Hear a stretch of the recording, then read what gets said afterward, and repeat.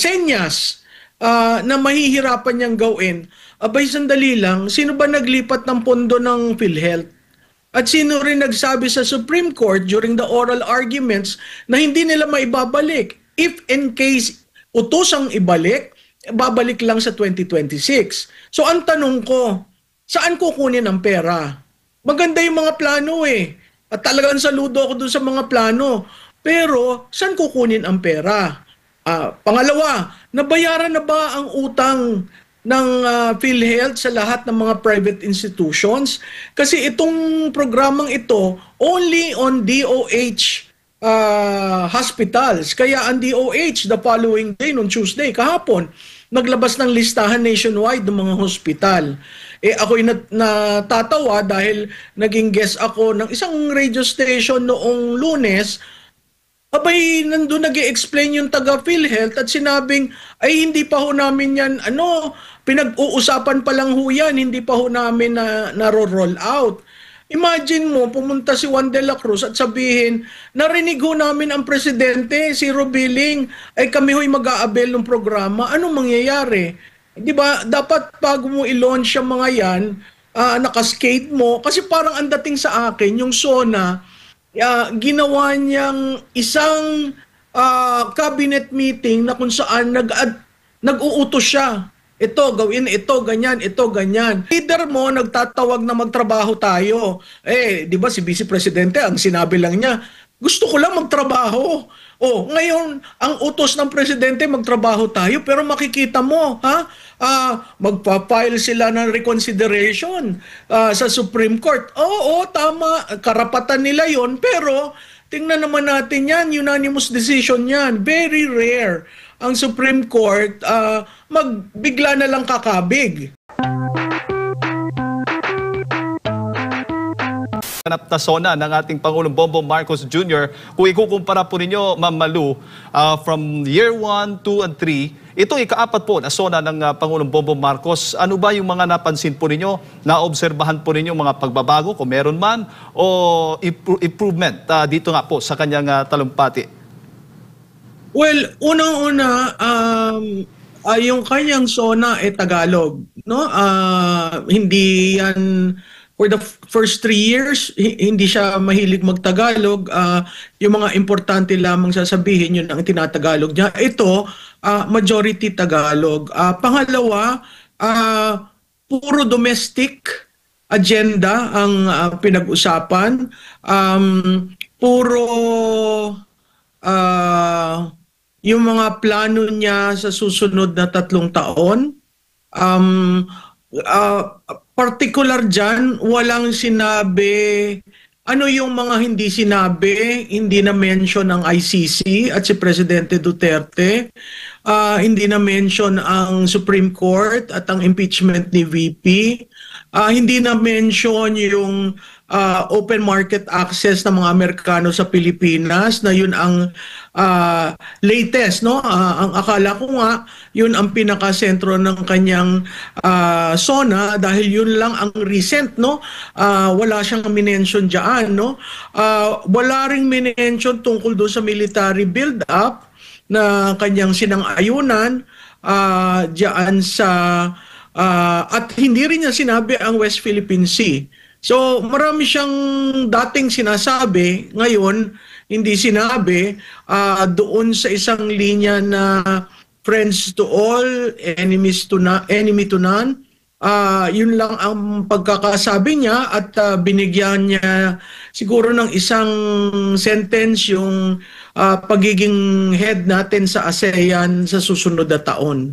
Opo. At yung laman nga, yung panimula nga po niya, Ma'am Malu, sa kanyang naging talumpati, sa kanyang ika-4 na SONA, parang binanggit niya po doon yung kanyang mga aral o leksyon nga. Banggitin ko lang, sabi niya dito, ang leksyon sa atin ay simple lamang, kailangan pa natin mas lalong galingan, kailangan pa natin mas lalong bilisan, at saka admitted niya, yung aminado siya na bigo at dismayado ang mga tao sa pamahalaan, lalo na sa mga pangunahing serbisyo. Kaya nga, nabanggit din niya, kabilang sa mga nabanggit niya, itigil na yung pamumulitika. Diba? Move on tayo at tutukan yung mga serbisyo nga para sa ating mga kababayan. Jade, alam mo, ang yung una, ang ginawa niyang angkla yung resulta ng eleksyon. Na sinabi niya, naramdaman niya na hindi nga sang-ayon ang bayan dun sa mga plataforma niya at siya na ang nag-conclude kaya ganun yung eleksyon, no? Towards the end, bago siya nag-quote ng national hero natin, sinabi niya na may natutunan siya itong mga nakaraan na taon, natutunan niya sa atin, no? At kung titingnan mo doon sa na-release na kopya compared dun sa delivery niya, may dalawa siyang hindi ilinagay dun sa prepared speech na mukhang hinanda naman kasi mayroong mga social media posting ang Office of the Press, what do you call that? Presidential Communication Office, no? Dalawa yan. Yung isa doon sa mahiya naman kayo, na sana ang ginawa niya, mahiya naman tayo. Kasi may admittance ka sa simula eh. Tapos in-end mo na, ako'y natuto sa inyo at aking pinakikinggan yung aking aral at dadalhin ko yan sa mga susunod na taon. Pero yung para mo sabihin na mahiya naman kayo, nung una ako'y natuwa kasi hindi ko akalaing sasabihin niya yon. Kasi last year, sinabi niya, he was so triumphant in announcing to everyone na 5,600 flood control projects have been completed. And while he was doing that, within that week, nagkaroon tayo ng typhoon, no? At ito ngayon, so tuwi na lang tayo magkakaroon ng bagyo at yan 20 na bagyo sa isang taon, ay naririnig mo, yaang nasa na yung 5,600. Tapos ang total nga, since 15 years ago, I think is 1 trillion na, no? So, ikaw, mababagabag ka dyan. Pero yung linyang mahiya naman kayo, nung una ako'y nagulat. Pero nung sinabi niya yan, at paulit-ulit siya, no? Reiteration, mahiya naman kayo sa kapwa nyo, mahiya naman kayo. Sa tingin ko, dapat ang sinabi niya, mahiya naman tayo. Kasi kasama siya dun sa problema eh. Siya ang pumirma nung GAA 2025, nakita niya ang realignment, nakita niya ang insertions, no? Hindi tamang sabihin niya at hugas kamay lang siya. Pero ako'y sumasaludo sa kanya dahil sinabi niya yan sa legislatura na siya ang pinanggagalingan ng GAA, no? Ako nga hinihintay kong ipan yung camera doon sa dalawang leaders na nakatayo no? Alam mo, seriously, tumayo sila at pumalakpak. Yun nga po. Opo. Standing ovation. Talagang tinitingnan ko nga yung mga mukha sabi ko, ba't siya tumayo? Ay, kasi kung titingnan mo, alam naman ng bayan ang insertions na linagay, no? Hundreds of billions, both for the Speaker and the Senate President. At kung titingnan mo ang DPWH budget, abay, mahigit na 1,000 yan dahil hindi nga inayos na nakasalansan by district eh. Ang pagkakaayos talagang kung ikaw ay researcher, mahirapan mong identify saan ba itong bayan na ito, saan ba itong district na ito. So may effort of obfuscation na tinatago. So yung challenge niya na mag-audit na ibabalik from 2022, ako'y natutuwa doon. Pero sana nga that's an opportunity. But the challenge there is wag naman tayong budulin, no? Nabudol na tayo nung eleksyon ng 2022. Ngayon itong promiso niya at maraming promiso kung titingnan mo yung SONA parang what? Provide niya yung listahan ng what? Ang tanong doon na sunod, how? Napakahirap kasi katulad dun sa promiso niya dun sa projects, no?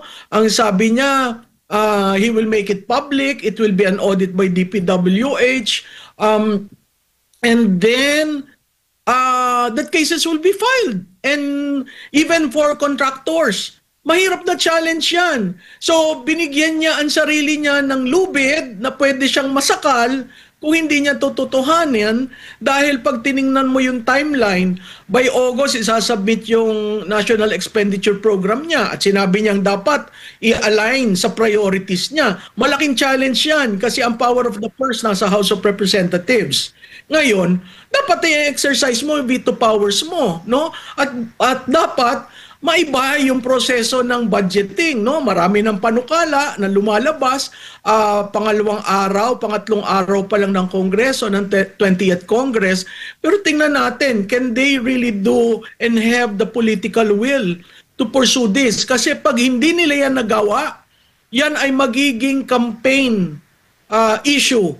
Kasi papalapit tayo ng papalapit sa another campaign, a presidential campaign in 2028. Opo, opo. Prof, siyempre, yung mahiya naman kayo na naging mensahe ni President Bongbong Marcos sa harap ng mga kongresista. Ang tanong ngayon, sino ba yung mga involved pala? Sino ba yung may mga flood control project? Hindi ho ba yung mga kongresista din na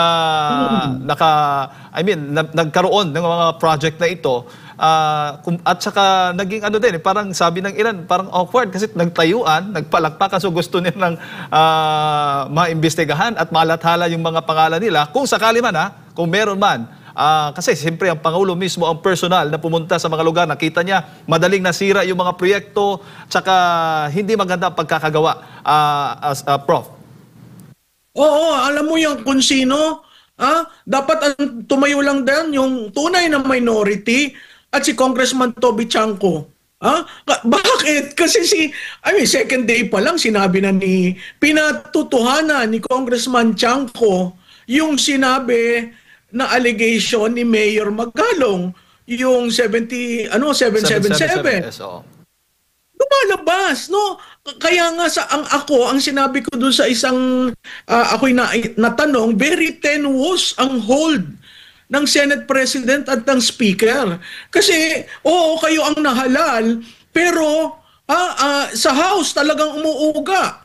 At ako'y nagulat na naibigay ang majority floor leader sa isang, hindi naman neophyte kasi second term niya sa opisina, pero he is the youngest in congressional history to assume the majority leader position. He is 31. Ang dating pinakabata ay si Congressman Turing Tolentino, no? But he was like 35, I think, or 36. So si Congressman Sandro is the youngest in congressional history to be majority floor leader. And for me, that is an ascension preparing him for a bigger role. We might just be surprised for him to be speaker, if not in the second regular session, in the third regular session, going into presidential campaign period. Po, at bilang tugon dyan po sa palawagan ng Pangulong Bongbong Marcos Jr. Prof, ang Speaker of the House, kung namomonitor mo, sinabi na sumasang-ayon, accept the challenge, ina-accept po, tanggap po nila yung challenge ng Pangulong Bongbong Marcos na lalabanan po itong katiwalian. Ay, hindi ako naniniwala dyan.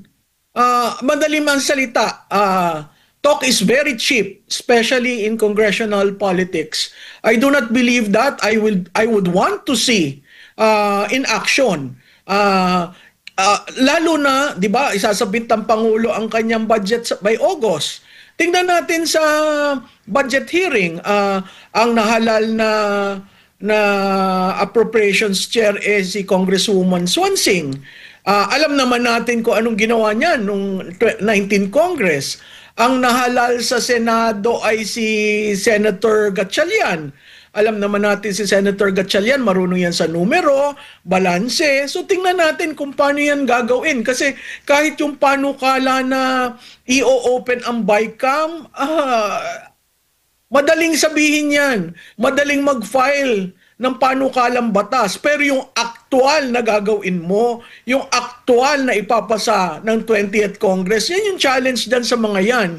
Kasi, of course, all of them will say, we will follow the President. And then, if they do not follow the President, we will want to see, totoo nga ba na okay lang sa'yo na reenacted budget? Kasi yung reenacted budget, lumalabas dyan ang power na sa presidente. Kasi siya, kung ano man yung kwan, i-realign lang niya yan dahil wala na, hindi na napondohan na yung project na yan kung natapos. So ang daming masalimuot na pagpasok dito. I would rather have him saying na ito, I will adopt the FOI, I ask Congress to liquidate, not by certification, but to actually liquidate just like what the executive branch is doing. Maraming madali mong gawin na hindi mag-cross sa politika. The moment mag-cross sa politika, alam natin hindi yan masusunod. Opo, at syempre, bago ko lang ipasa kay partner Admar, Prof, nakikita natin ngayon na yung Kamara, parang may division pa rin, napupolitika pa rin. Ganun ba rin nakikita mo, Prof? Since alam natin na yung Pangulo mismo ang humihikayat na tigilan na ang pamumulitika para matutukan yung mga serbisyo, trabaho tayo para sa mga kababayan natin. Pero ganito yung nakikita natin mismo sa loob ng House. Yun nga ang ironical eh. Ang leader mo nagtatawag na magtrabaho tayo. Di ba si Vice Presidente ang sinabi lang niya, gusto ko lang magtrabaho. Ngayon ang utos ng presidente magtrabaho tayo, pero makikita mo, magpa-file sila ng reconsideration sa Supreme Court. Oo, tama, karapatan nila 'yon, pero tingnan naman natin yan, unanimous decision yan. Very rare ang Supreme Court magbigla na lang kakabig. Pangalawa, ang titingnan natin paano itatrato ni Speaker Romualdez ang budget ng Office of the Vice President. Ang balita ko, tumaas galing sa DBM. Dun sa NEP, tumaas, no? Compared dun sa last year, no? Alam mo, may mga bagay-bagay na titingnan natin kung talaga nagpapakatotoo at kung talaga may political will. Right now, it is too early to say kasi umuuga ang leadership. Nagulat ako dun sa pagsasalita ni Congressman Toby Chanco. Akala ko settled na, no? Kahit nga yung minority, 3 days, nag-meeting na ng 3 days before the opening of the 20th Congress. Alam na nila na sila ang minority kaagad. Wala pang plenaryong desisyon. So, talagang makikita mo, company union niya ang minority sa House. Yung minority sa Senado, napaka-interesting, no? Kasi mga veterano, si Soto, si Lacson, si Legarda, Zubiri, no? Dalawang dating Senate President. So si Risa, lumakas ang kanyang grupo ngayon at nag-meet kaagad kahapon at pinag-usapan. So natutuwa ako dun sa galaw ng minority sa Senado. Yun sa House, wala tayong magagawa. Ay talagang company union. Pero ang magandang panuodin ang pag-uga sa liderato ng Speaker at Senate President. At mukhang yung pag-ugang yan nanggagaling sa kanilang bawat kampo. Magandang umaga. Kasi Opo. I'm sorry, isingit ko lang kasi nagkakaturuan sa insertions. Opo, Prof. Magandang umaga. Si Admar po ito. Balikan ko lang yung recent na biyahe po ni Marcos Jr. sa Amerika. Ang hindi po ba pagsama dito sa kanyang SONA na naging resulta po ng negosasyon niya sa Amerika, pag-amin din na hindi talaga significant yung naging resulta ng kanyang negosasyon doon? Sa tingin ko, Admar, mas marami siyang eksplanasyon na gagawin kung isama yan. Kasi kung nakita mo yung SONA, wala siya masyadong sinabi dyan tungkol sa mga negosyante. Ang sinabi niya, mga small and micro and small enterprises. So, entrepreneurship ang kanyang focus, no?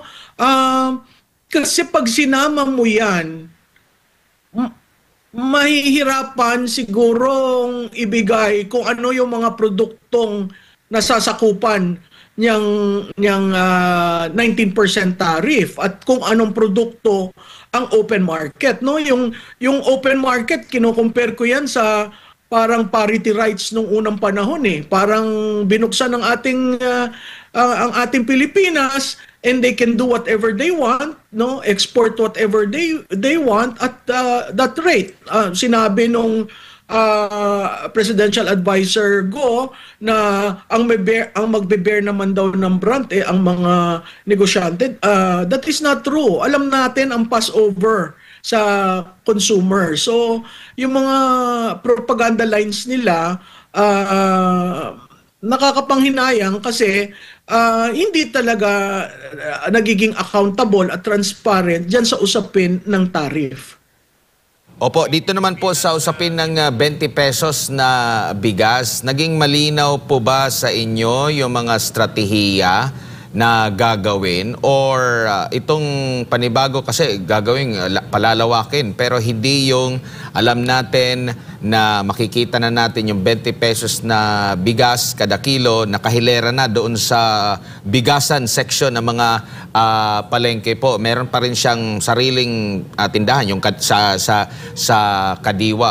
Prof, anong nakikita nyo po rito? Nagagamit pa rin ng pera ng taong bayan para isubsidize itong bigas. At parang narinig ko yata sa mga balita ngayon, itataas din nila, hindi lang doon sa mga mahihirap magiging available, pati doon sa mga middle income. Alam mo, Admar, kasi one-liner lang yung 20 bigas eh. Ang sinabi niya na nakita na natin ang formula at nagawa na natin. Yung nangyari nung kampanya, hindi naman buong bansa ang rollout niyan. At katulad nga ng ine-explain ko dati sa inyong show, yung merong parte dyan ang local government. So may subsidy ang national, may subsidy ang local government. Ang source ng product ay ang NFA. So kung makikita mo, highly subsidized yung 20 pesos rice. Tama ka dun sa sinabi mong dapat nakahanay at hindi lang sa Kadiwa, no? At ang Kadiwa naman hindi institutionalized as a program eh. Naisip lang yan na isa sa mga distribution arm or outlet para nga ma-force yung markado na ibaba ang presyo, no? Mas tama yung pag nakahilera dyan at may choice ang taong bayan. Yung i-elevate mo sa middle class, kailangan sigurong pag-aralan natin yung datos kasi na forfeit mo yung purpose ng pagkakaroon ng 20 pesos rice. Ngayon, kung yung katulad ng suggestion mo, ilagay at nakikita yan, then everyone can choose. Hindi na targeted. So, until that is made, then that's the only time that you can say successful yung programa. Dito naman po, kaugnay pa rin dyan sa issue ng 20 pesos na bigas kasi ang nangyari niyan, maraming mga ulat ang mga agri-groups, no, na maraming nananamantala. Kasi nung tumaas yung presyo ng mga imported na bigas, nasa 35% din during that time yung taripa. Tumaas yung presyo at nakikita nilang magiging hakbang para mapababa is babaan din yung taripa pagpasok dito. Tapos mga ilang linggo or buwan, bumaba na rin yung presyo ng imported na mga bigas pero nananatiling mababa yung taripa and nananatiling mataas din yung presyo ng bigas during that time. Kung kaya't gumawa sila ng napakaraming hakbang, meron nang nababanggit na maximum suggested retail price, persahan na talagang ipinabababa. Ang ano doon is ang madali nilang makita yung mga retailer. Pero yung mga trader na possible yun yung talagang mga gumagawa ng kalokohan kasi pagdating mo sa farm gate, sasabihin nila, ito yung bintahan namin, bakit ang mahal-mahal yan sa retailer? Sasabihin naman ng retailer, ganito naman yung bili namin. So matagal ng issue patungkol doon sa nanamantala, pero nabanggit ito ng Pangulo sa kanyang SONA na hahabulin niya kung sino man ang gumagawa nito dahil economic sabotage po ito, Prof. Hindi po ba siya huli na sa kanyang mga pronouncement na ito at mas maigi? Kumbaga parang alam na ng lahat na ito talagang nasa gitna, merong problema. Tapos nitong recent lang na SONA, talagang binigyan na ng diin na talagang hahabulin ng gobyerno ang sino mang mananamantala dito ng mga traders, Prof. Alam mo, Admar, ang presyo kasi role yan ng supply and demand eh. Kung binigyan mo ang importers ng leeway, So dumadagdag yung presyo dahil sa importation. At parte ng usapin sa bigas ay ang middleman, no? Ang mga lately nga nag-announce ang NFA na titigil muna sila ng pamimili ng production ng local farmers. Mahirap naman 'yon kasi saan mo ngayon dadalhin niya ang yang iyong produce? So mapipilitan kang to deal with the middleman na ang mura-mura ng pagkabili pero binobodega nila hangga't tumaas yung presyo. So if the government is sincere in putting down the price of rice, they should deal with the middleman. They should deal with the smuggling, sa importation ng bigas, and they should really monitor the price. Kaya yung pagbaba ng mga tao sa DTI, sa DA, napakahalaga niyan. At wag nating kalimutan na kailangan mong bilhin, di ba? Assured sale nga sa ating magsasaka kung mabili ng NFA. So lumalabas ngayon, ang daming nakastock ang NFA. Kaya nagagawa nila ito. Maganda yung marami kang stock kasi na-maintain mo yung inventory mo in case of a shortage. Pero may epekto yun sa presyo. So kung gusto mo talagang babaan yung presyo ng isang produkto, you have to deal with the several stakeholders on that issue.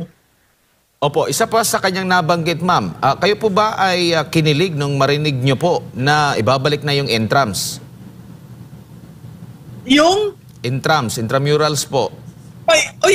Alam mo, tamang-tama ka. Kasi ako'y bata, nung dineclare ang martial law, ang pumukaw sa isip ko, aba, sandali, parang gintong alay yun 'di ba? Parang kasi nung bata kami at martial law, ako ay martial law baby, abay pinilitan kami mag group exercise, lahat pilit 'yan. Para maging malakas at masustansyang individual sa bagong lipunan. Kinabit pa doon yung love vows. Kaya sabi ko, ano na naman ito? Reiteration na naman ng sa tatay niya. Pwede namang ibahin, 'di ba?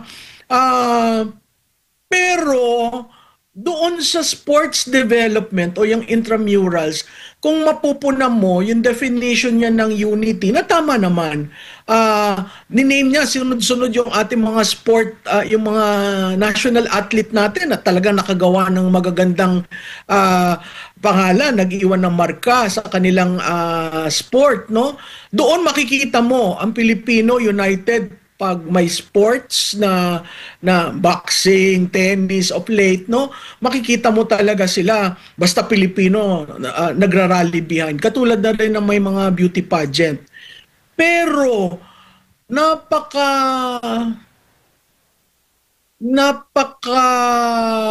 labnaw na definition ng unity yon. Kasi kung sasabihin niya, i-open ang lahat ng mga stadium, ang mga arena para sa mga tao para makapag-exercise, maganda yon at dapat noon pa yun ginawa. Pero kung titingnan mo yung SONA, meron siya sa bawat sektor eh. Opo. So, magpapakahalanhan. Opo, nakikita nyo rin po ba na kaya naisingit yon? Kasi nabanggit mo nga, every time na may laban ang pambato ng Pilipinas, talagang nagkakaisa. Yung pinaka-recently nga, yung laban ni Pacquiao, kung ano yung nangyari nung panahon ng kasagsagan ng, kumbaga, yung kainitan pa niya, talagang nagkakaroon po ng zero crime rate, no? Pati mga kriminal, nanonood din. Wala din sila, hindi sila abala sa kanilang mga krimeng gagawin. At nakita mo rin ba na sinadya niya ito para at least kumbaga mapukaw na makuha pa rin niya yung suporta ng taong bayan, Prof? Tama ka dun, Admar, no? Nakita natin talaga yan, phenomenon yung kay Manny Pacquiao. Talagang nawawala, nalilinis, walang traffic, walang krimen. Pero ang nagulat naman ako, sandali lang, ba't pati si Torres sinama mo? Diba, sinabi mo na yung mga batikan. Talagang Hall of Famers yung mga sunod-sunod na sinabi niya mga pangalan. Tapos sinabi niya, ang bagong kampiyon, si Torre. Jesus Ginoo, nakita naman natin kung paano nila ginawa, gumamit ng kapangyarihan ng gobyerno, ng pondo ng gobyerno para gawin niyang siya lamang ang nag-define na laban kay Mayor Baste. Sana hindi na niya ginanon. Kahit siya man katawa-tawa, ba't mo isisingit yan sa SONA mo? 'Di ba? Parang ang uncalled for. Opo. Dito naman po sa usaping pangkalusugan, dahil makailang ulit niyang binanggit na magiging libre na. No? Ang gobyerno na ang bahala at libre na yung hospital billing. Kung ito ay maisakatuparan talaga ng husto, ano nakikita mo dito, Prof? Ay, malaking bagay yan, Admar, ha? Kasi ang number one issue sa aming napopol ay yung meron kang pera para tustusan kung sakaling may magkasakit sa iyong pamilya. At napakalawak nung sinasabi niya, ha? Covering heart, cancer, at saka dialysis. Napakalawak. At zero billing. Yung zero billing, alam naman natin hindi yan dito nagsimula doon sa dating administrasyon, no? Kung magagawa niya, ako'y sasaludo sa kanya. Pero ano ba ang mga senyas na mahihirapan niyang gawin? Abay, sandali lang, sino ba naglipat ng pondo ng PhilHealth? At sino rin nagsabi sa Supreme Court during the oral arguments na hindi nila maibabalik? If in case utusang ibalik, babalik lang sa 2026. So ang tanong ko, saan kukunin ang pera? Maganda yung mga plano eh. At talagang saludo ako doon sa mga plano. Pero saan kukunin ang pera? Pangalawa, nabayaran na ba ang utang ng PhilHealth sa lahat ng mga private institutions? Kasi itong programang ito, only on DOH hospitals. Kaya ang DOH, the following day, noong Tuesday, kahapon, naglabas ng listahan nationwide ng mga hospital. Ako'y natatawa dahil naging guest ako ng isang radio station noong Lunes. Abay, nandun nag-i-explain yung taga PhilHealth at sinabing, ay hindi pa ho namin yan, pinag-uusapan pa lang ho yan, hindi pa ho namin na-roll out. Imagine mo, pumunta si Juan de la Cruz at sabihin, narinig ho namin ang presidente, zero billing, ay kami ho'y mag-aabel ng programa. Anong mangyayari? Di ba, dapat bago mo i-launch yung mga yan, nakaskate mo, kasi parang ang dating sa akin, yung SONA, ginawa niyang isang cabinet meeting na kung saan nag-uutos siya. Ito, gawin, ito, ganyan. Pero, parang hindi na pag-usapan sa cabinet level. Kasi kung napag-usapan yan, yung post-SONA would have been sila ang mag-i-explain. Ito po yung gagawin, ito po ang deadline, ito po ang sasabihin. Even yung internet, at eGov, yung eGov, pag tiningnan mo, ako na-experience ko yung eGov, pag ikaw turista at lalabas ka ng bansa, napaka-inefficient, parating nag-i-stall, parating nag-freeze.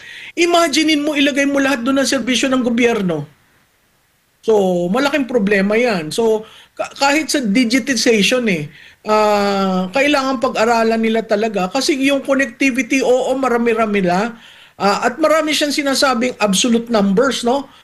I would rather suggest that they come up with a percentage. Ilan ba yung 5 million na beneficiary sa tertiary education? Ilan ba yan sa percentage ng anong total? Kasi pag sinabi mong million, di ang laki. Pero kung kunyari yan 5%, ay hindi natin nasusulba ang problema. Opo, panghuli na lang po, patungkol din po doon sa budget. Ang sinabi niya na hindi niya aaprubahan, bahala na daw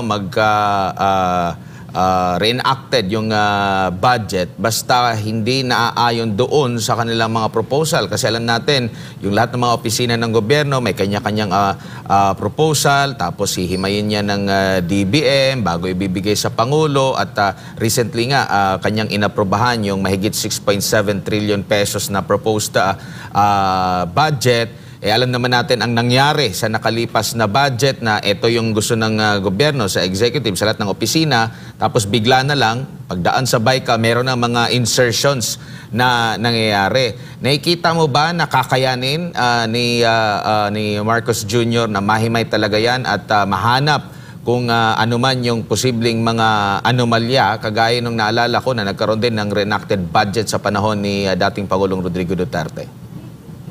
Alam mo, Admar, ako hindi naniniwala na papayag siya sa reenacted budget.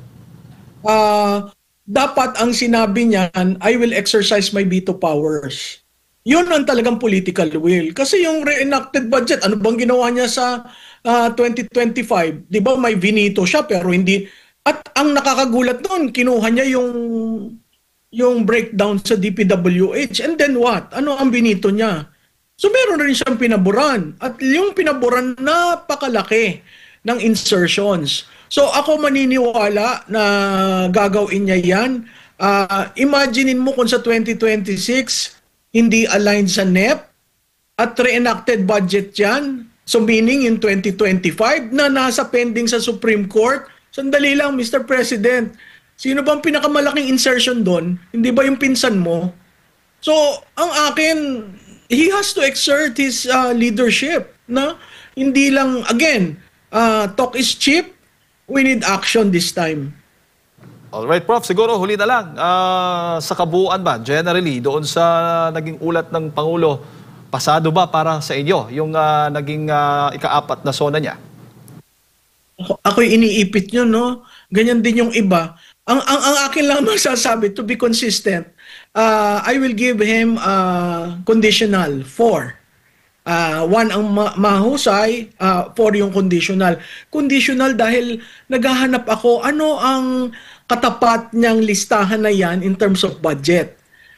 Pag nagsubmit siya ng NEP niya, titingnan ko ngayon, lahat ba itong promiso na sinabi niya nasa NEP? Pag-check, okay. Tapos babantayan natin, NEP to the General Appropriations Bill ng Kongreso, yung GAB. At tapos, titingnan natin, susunod ba sila? Lalo na yung dalawang liderato sa sinabi ng presidente. At tatawagin ba niya itong dalawa at sasabihin niyang, pwede ba sumunod kayo? Alam mo, ang telling, Jedad at Mar, what if ilabas ng Supreme Court ang decision nila sa GAA 2025? Yun. Within the time the president submits the budget or during the time ng budget season hanggang October, hindi kaya tayo maging lantatoy na gulay? Makikita natin, ayan na naman si Supreme Court. No? So, dapat yung ating mga nanonood na iintindihan ho ang branches of government. Kasi ang executive implements, legislative enacts, and the Supreme Court interprets. So yan ho ang nasa saligang batas, galangin po natin yung proseso.